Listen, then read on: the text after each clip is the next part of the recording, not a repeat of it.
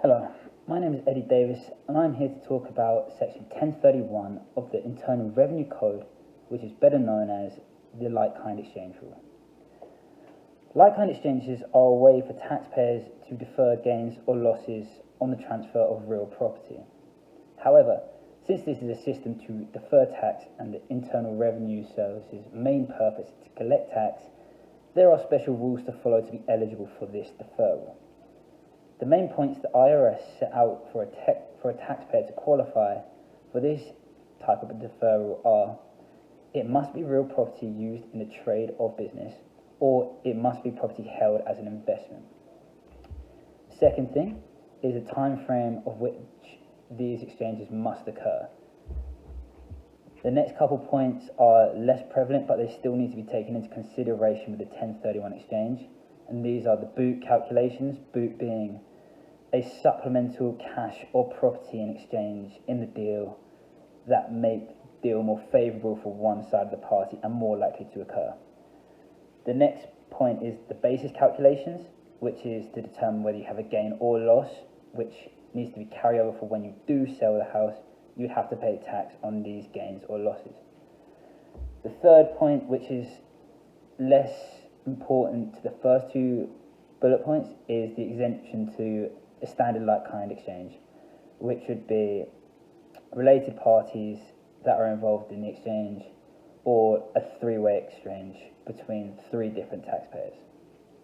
However, I'm going to talk about the first two in better detail, since these are the two main factors that will qualify you for the like-kind exchange.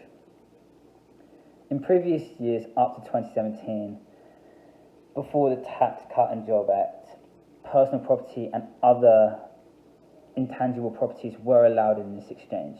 However, since then, only real property qualifies for section 1031. Real property is any property that is used in the trade or business or held as an investment. Really good examples of these properties are properties such as farmland, warehouses, office buildings, whereas an investment property is slightly broader in definition and it has larger amount of properties that could be used, such as rental property on apartments or houses. Those would be good examples of investments that could be sold later on. There are special circumstances to what classifies as real property though. In some cases, you could still live in this property, making it personal.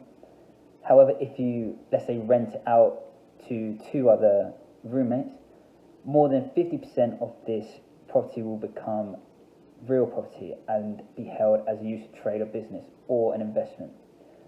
So there are special circumstances where personal property can become real property. The timeframes that these deals must take place in is the first frame being the 45-day period to identify your next property. This identification of property will need validation from the person who you are looking to buy from or exchange from.